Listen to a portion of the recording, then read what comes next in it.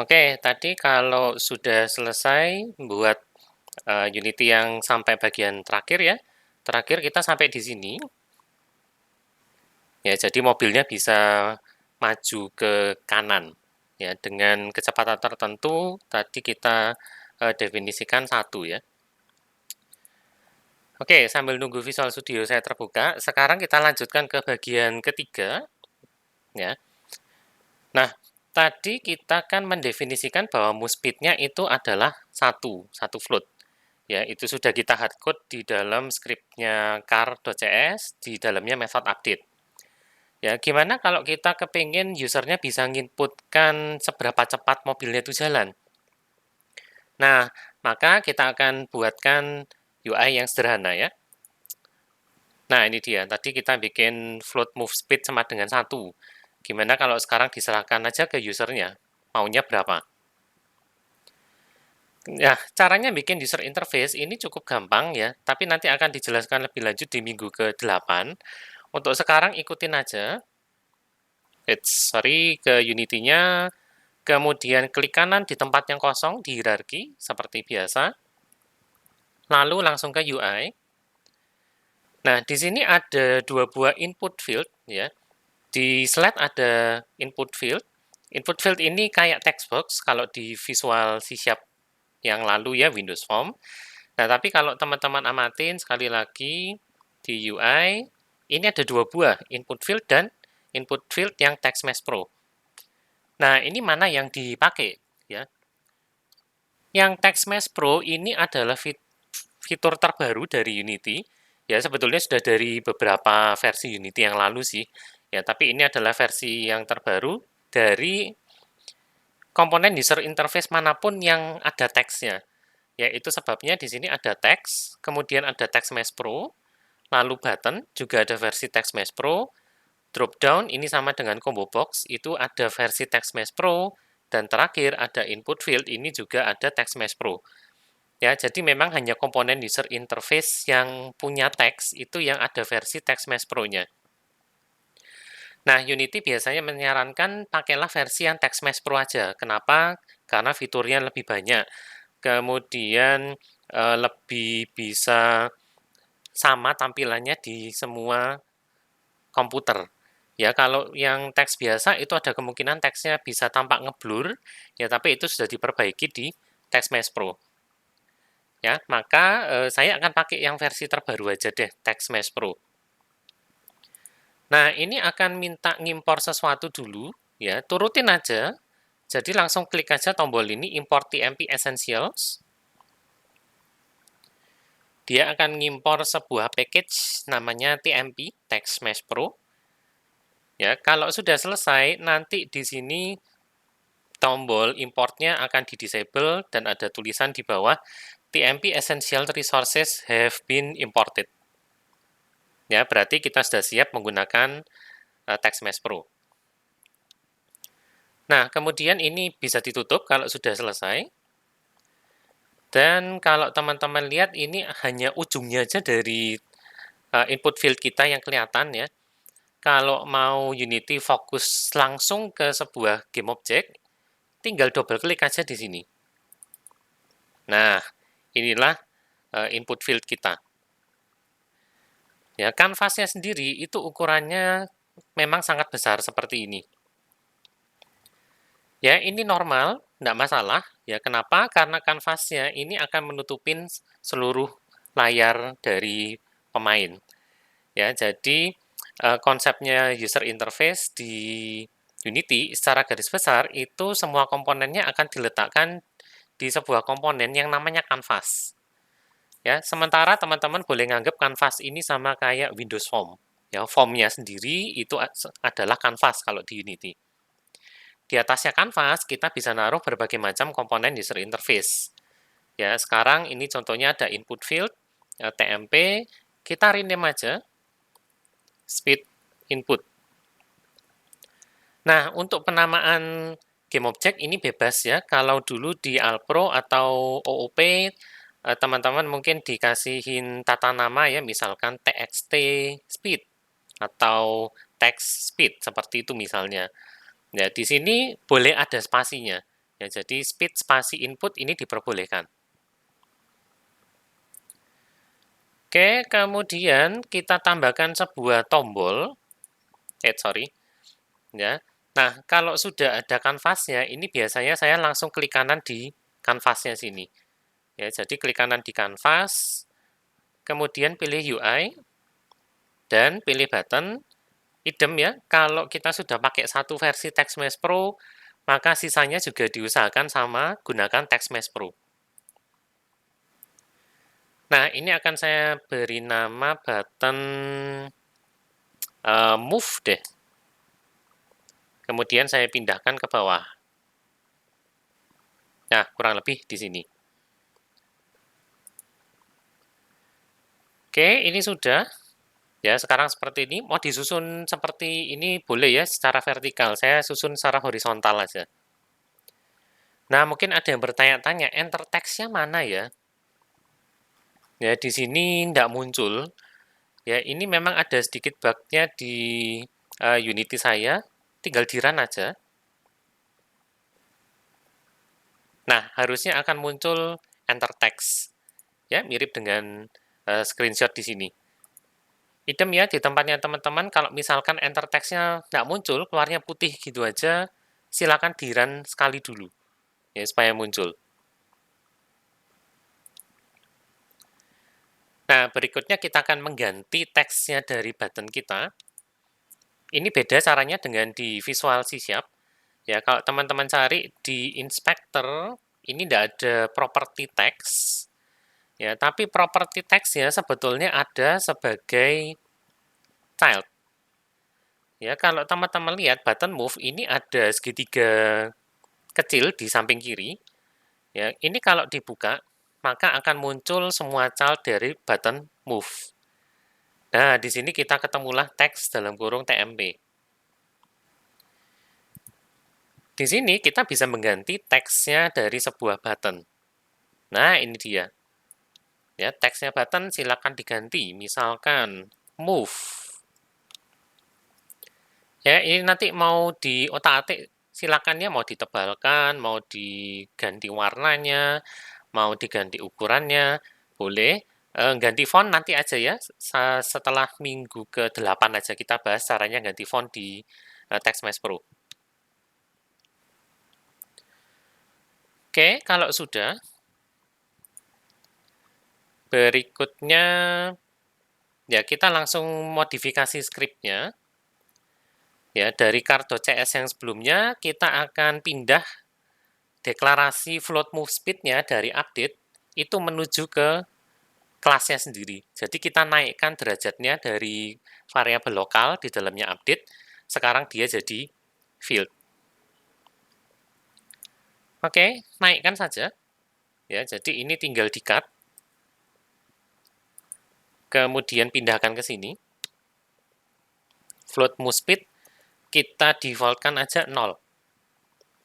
Ya, kenapa? Supaya di keadaan awal mobilnya itu tidak jalan dulu. Lalu, untuk memastikan lagi bahwa mobilnya ini pasti tidak jalan, ya kita bisa tambahkan satu inisialisasi di sini. Move speed juga sama dengan kan 0. Ya, boleh 0.0, boleh 0, gini aja. Nah, kalau teman-teman lihat di tempat saya, ini jadi abu-abu. Ya, jadi sebetulnya ini tidak perlu dilakukan, tidak apa-apa sih. Ya, tapi untuk jaga-jaga aja, kita deklarasikan move speed-nya itu sama dengan 0. Ya, walaupun nilai default-nya dari sebuah variabel float itu juga 0. Ya, tidak apa-apa. Kalau diabu-abukan, biarkan aja, abaikan aja. Oke, saya rapikan update-nya. Kemudian, karena kita mau berurusan dengan user interface, maka kita harus menambahkan library baru ya di bagian atas. Di bawahnya using Unity Engine, tambahkan using Unity Engine.ui.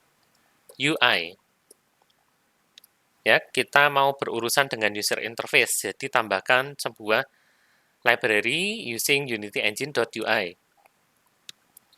Kemudian kalau user interface kita itu tadi ada TextMesh Pro, tambahkan satu lagi TM Pro. Ya, ini hanya diperlukan jika menggunakan TextMesh Pro. Kalau kita tidak pakai TextMesh Pro sama sekali, maka using TM Pro-nya tidak usah ya. Nah, setelah itu kita harus menambahkan sebuah public field yang jenisnya sama dengan input field ini. Ya, di slide ini pakai teks, dia mengarah ke teks yang ada di dalam speed input. Ya, tapi sebetulnya kita juga bisa mengakses teksnya dari sebuah input field itu dari input field-nya langsung. Ya, jadi tidak perlu nge-refer sampai ke sini, kita bisa ambil speed input-nya, kemudian ambil teksnya secara langsung. Ya, oleh karena itu, mari kita buatkan sebuah public field baru, public. Kalau menggunakan TextMesh Pro, maka jenisnya adalah tmp_input field. Kalau tidak menggunakan TextMesh Pro, maka kelasnya namanya adalah input field biasa. Ya, kemudian di sini kita beri nama variabelnya atau fieldnya. Namanya bebas, tapi saya membiasakan diri agar nama variabel di sini itu sama persis dengan nama user interface yang kepingin saya ambil datanya. Ya, jadi kalau saya ingin mengambil datanya dari speed input, maka saya akan beri nama di sini speed input juga, dengan tanpa spasi. Ya, kali ini kita harus mengikuti standar penamaan variabel dari C#, jadi tidak boleh ada spasi, tidak boleh ada karakter aneh-aneh. Ya, tapi kalau di Unity-nya sini, itu diperbolehkan. Nah, mungkin ada yang bertanya-tanya nih, loh, selama ini di OOP diajarinya kalau bikin field itu harus private ya, supaya datanya tidak mudah diotak-atik. Kenapa di sini sekarang kita bikinnya public? Ya, bolehkah ini? Nah, ada alasan tertentu kenapa di Unity kita menggunakan public field. Ya, silakan disimpan skripnya. Kemudian coba balik ke Unity sebentar. Ya, lalu amati skrip car pada GameObject_car di inspector. Ya, kita akan mendapatkan satu properti baru yang namanya speed input, dan ini isinya sekarang adalah none. Nah, jadi sebuah variabel atau sebuah field, kalau dibikin public, maka nilainya itu bisa kita atur dari Unity Editor. Ya, hanya ini satu-satunya cara supaya kita bisa mengasosiasikan input field kita dari Unity ke script C# kita. Ya, kita harus bikin dia secara public. Ya, memang ini melanggar konsepnya OOP, ya melanggar konsep Object-Oriented Programming, terutama masalah private field, tapi tidak masalah. Ya, Unity sebetulnya tidak terlalu peduli dengan strict OOP, ya walaupun bagi para OOP purist itu ada caranya sebetulnya. Ya, tapi kita tidak pakai dulu untuk saat ini. Jadi kalau mau mengekspos sebuah field ke Unity Editor supaya bisa dimanipulasi nilainya, maka kita deklarasi dia sebagai public. Ya, nanti kalau sudah dibuat public, maka kita bisa dengan bebas lakukan seperti ini. Drag speed inputnya, kemudian drop ke sini. Nah, gini caranya. Ya, public field ini bahkan bisa integer, float, dia segala macam tipe data itu sangat bisa. Ya, untuk sekarang ini tipenya adalah sebuah TextMesh Pro input field. Ya, makanya dia mau nerima speed input kita. Oke ya, jadi itu kegunaannya kenapa kok di-set public. Nah, sekarang balik ke script. Ya, kita akan menambahkan sebuah function baru atau sebuah method baru, ya, namanya change speed. Ya, pada method change speed ini kita akan mengambil nilai dari input field-nya itu tadi, kemudian kita simpan ke dalam variabel move speed. Ya, dan method change speed ini nanti akan dijalankan ketika kita mengeklik tombol move ini. Ya, mungkin ada yang bertanya-tanya, kalau di Visual C# kan kita bisa double klik aja ya si button-nya. Di sini bisa enggak? Coba aja. Kalau kita double klik di sini, enggak terjadi apa-apa. Diklik di button move di sini, yang terjadi malah tombolnya itu fokus di tengah-tengah layar scene. Ya, jadi memang untuk membuat button klik ini beda total dengan Visual C# ya. Caranya adalah kita harus mendeklarasikan sebuah method yang sifatnya public. Void aja enggak masalah. Ya, kalau teman-teman ingat button underscore kliknya di Visual C# dia kan void. Ya, tapi di sini nama dari methodnya itu bebas ya, tidak harus selalu ngikutin kalau di C# button move underscore klik. Ya, di sini bebas namanya. Ya, saya kasih catatan ya, method ini akan dijalankan ketika button move diklik.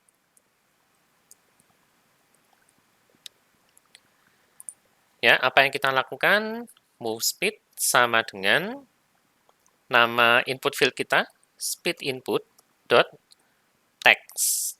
Nah, ini cara ngaksesnya sama kayak di C# biasa ya, Visual C#. Yang perlu diperhatikan mungkin cuma satu hal, kalau di Unity, property itu huruf kecil depannya. Ya, kapan hari di Visual C# di OOP mungkin diajari bahwa property itu diawali dengan huruf besar. Ya, tapi di sini enggak. Ya, mulai dibiasakan bahwa properti itu diawali dengan huruf kecil. Nah, cuman ini kan string. Kemudian ini kan mintanya float. Ya sudah, pakai aja float.parse. Nah, seperti ini. Ya, modifikasi script kita selesai. Tapi apakah tombol kita sudah berfungsi sebagaimana mestinya? Dicoba aja. Mari kita tes. Oke, ini sudah running dan kalau mau berinteraksi dengan user interface ya, jangan di panel scene. Ya, kalau Anda klik di sini, yang terjadi adalah kita milih input field-nya. Ya, kalau mau nginput teksnya beneran, ya di panel game. Masukkan sini. Ya, misalkan saya mau 5 deh, lebih kencang dari yang tadi. Terus klik tombol move. Nah, mobilnya kok tidak jalan? Ya, apakah berarti script kita ini tidak jalan? Jawabnya iya. Ya, method change speed kita belum dijalankan ketika kita ngeklik tombol move. Nah, untuk bisa mengatur bahwa ketika tombol move ini diklik, maka method change speed itu dijalankan, maka kita harus ngasih listener dulu ke button move. Ya, konsepnya listener ini sama sebetulnya di C# atau di Java, ya. Jadi kita harus memberikan listener ketika dia diklik, kita mau menjalankan method apa. Ya, caranya gini. Pastikan teman-teman pilih dulu button move-nya.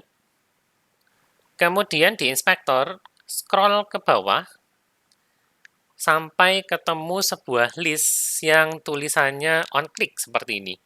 Ya, dan sekarang tulisannya list is empty. Kita akan menambahkan listener baru ke dalam tombol ini. Ya, caranya amati di sini ada sebuah tombol plus. Tinggal diklik. Ya, sehingga muncul entry baru. Sini tulisannya runtime, kemudian none, terus ini no function. Nah, langkah berikutnya kita harus memberitahu Unity bahwa ketika tombol move atau button move ini diklik, kita kepingin jalankan method change speed. Nah, tapi Unity harus tahu nih, method change speed ini ada di script mana? Ya, jawabnya gampang. Kita tahu method change speed ini ada di script car.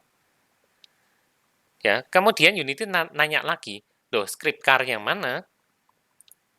Ya, ingat bahwa script itu harus sudah ditempelkan dulu atau dipasang dulu ke dalam sebuah game object sebelum dijalankan. Ya, sehingga Unity akan tanya, game object manakah yang memiliki script car? Nah, kita tahu persis bahwa game object car kita itu memiliki memiliki script-nya car, dan di dalamnya script-nya car itu ada method change speed.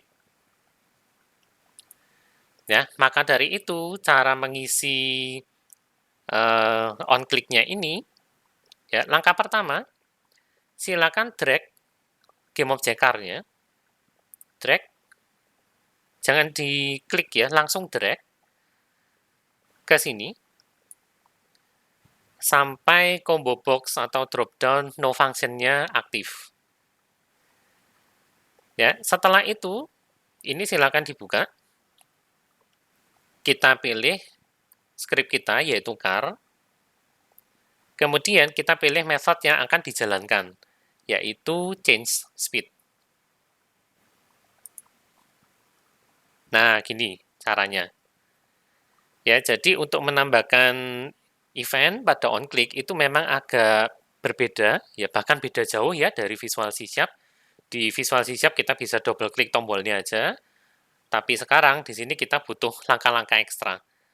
Ya, nanti dibiasakan untuk caranya menambahkan onClick ya. Kalau lupa ini nanti diulang-ulang lagi sampai akhirnya ingat.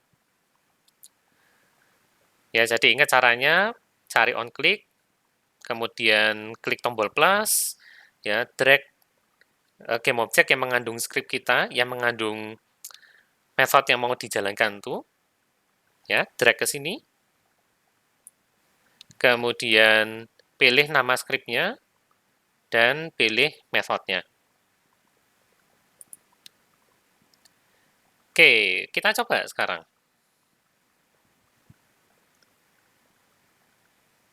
Nah, saya akan input angka 5, kemudian klik tombol move. Nah, mobil saya sekarang jalan ke samping dengan kecepatan 5 unit per second.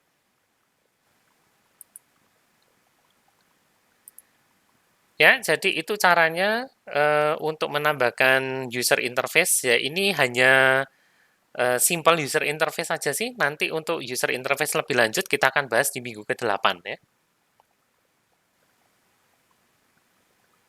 Oke, berarti untuk saat ini game sederhana kita sudah selesai ya. Sebetulnya bukan game sih, tapi tidak apa-apa lah, kita anggap ini game ya. Kita sudah bisa membuat mobilnya berjalan dengan kecepatan tertentu, ya baik secara manual, secara otomatis tadi, ya maupun kita sudah menambahkan komponen user interface di sini. Ya, nanti kalau teman-teman ada kesulitan, ada error, silakan tanyakan aja di Hangouts Group Chat ya, jangan sungkan-sungkan ya. Kalau memang butuh nunjukkan secara langsung, mungkin lebih enak ketemu sama Meet, ya janjian aja ya di sana. Oke, itu dulu pelengkapnya untuk kelas hari ini ya. Kita ketemu lagi hari Kamis depan ya. Nah, sebelum saya akhiri, kalau teman-teman dapat wording seperti ini ya dan merasa risih ketika kita membuat sebuah project di Unity terus ada warning Visual Studio Editor Package version 2011 available. Kepingin ngilangkan ini, caranya gimana? Sekalian deh. Ya, buka menu window, kemudian pergi ke Package Manager, lalu tunggu sampai ini selesai load. Ya, di sini teman-teman harus connect ke internet ya. Jadi silakan ditunggu aja.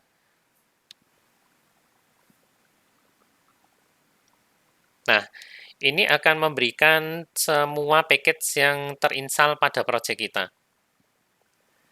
Nah, kalau ada simbolnya panah ke atas seperti ini, ya itu berarti dia ada update terbaru. Nah, yang bikin warning di bawah ini adalah yang paling bawah ini, Visual Studio Editor. Ya, ternyata ada versi baru ke 2.0.11. Nah, kalau mau menghilangkan ini, teman-teman silakan update aja. Ya, ini ya, update to 2.0.11.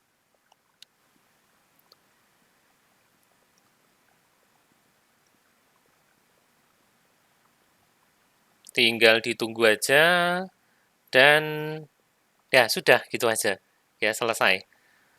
Nanti ketika ini dijalankan, ya, dijalankan kembali, ya saya akan sekalian, oke, saya biarkan yang lainnya tidak dalam keadaan terupdate ya. Kemudian saya akan tutup Unity saya, lalu open sekali lagi untuk project-nya.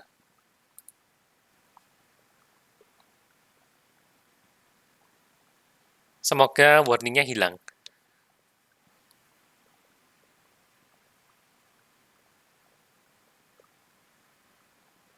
Nah, ini project saya yang tadi barusan dibuat, dan teman-teman bisa lihat warning-nya, permintaan untuk update Visual Studio Editor tadi sudah hilang.